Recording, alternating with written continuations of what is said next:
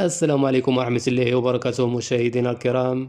إليكم موعد وتوقيت مباراة فريق الأهلي المصري وفريق الجيش الملكي المغربي في دوري أبطال إفريقيا 2026.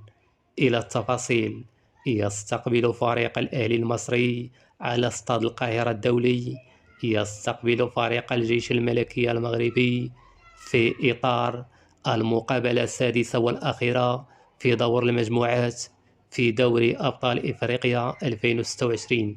ويتصدر فريق الأهلي المصري المجموعة بتسعة نقاط، ويحتل فريق الجيش الملكي المغربي المرتبة الثانية بثمانية نقاط.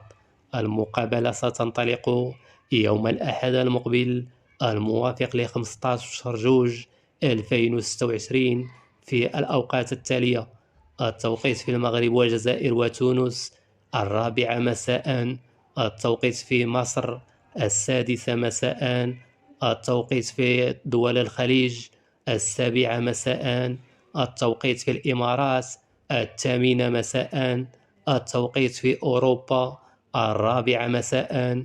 وستكون المقابلة منقولة على قنوات بإن سبور المشفرة. هذا كل ما لدينا اليوم، إلى اللقاء.